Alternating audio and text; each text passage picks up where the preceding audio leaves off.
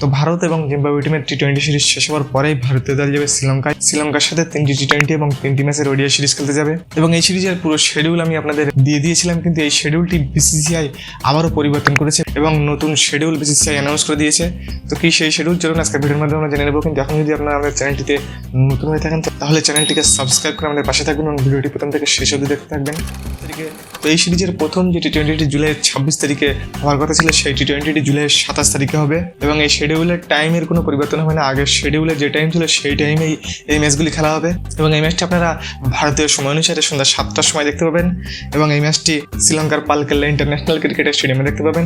এবং এই সিরিজের দ্বিতীয় টি-20টি আপনারা দেখতে পাবেন তারপর দিন জুলাইয়ের 28 তারিখে, যেটা আগের শিডিউলে ছিল জুলাইয়ের 27 তারিখে। এবং এই সিরিজের তৃতীয় এবং শেষ টি-20 ম্যাচটা আপনারা দেখতে পাবেন জুলাইয়ের 30 তারিখে, যেটা আগের শিডিউলে ছিল জুলাইয়ের 29 তারিখে। তো চলুন এবার আমরা দেখে নেব এই সিরিজের ওডিআই ম্যাচের নতুন শিডিউল। তো এই সিরিজের প্রথম ওডিআইটি আপনারা দেখতে পাবেন আগস্টের 2 তারিখে ভারতীয় সময় অনুসারে দুপুর 2:30টার সময় থেকে দেখতে পাবেন।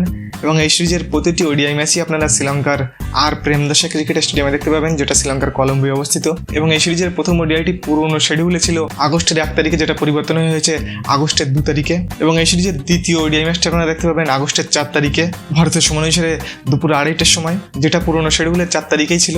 এবং এই সিরিজের তৃতীয় এবং লাস্ট ওডিআই ম্যাচটা আপনারা দেখতে পাবেন আগস্টের 7 তারিখে, যেটা পুরনো শিডিউলে আগস্টের 7 তারিখেই ছিল। এবং এই সিরিজের স্কোয়াড বিসিসিআই এখনও অ্যানাউন্স করেনি, এবং যখনই অ্যানাউন্স করবে আমি আপনাদের এই চ্যানেলের মাধ্যমে জানিয়ে দেবো। তো বন্ধুরা, নিউজ কেমন হয়েছে কমেন্ট বক্সে অবশ্যই আপনাদের মতামত জানাতে ভুলবেন না। চলুন ভিডিও শেষ করছি, আপনাদের সাথে দেখা হচ্ছে পরের ভিডিওতে। ধন্যবাদ।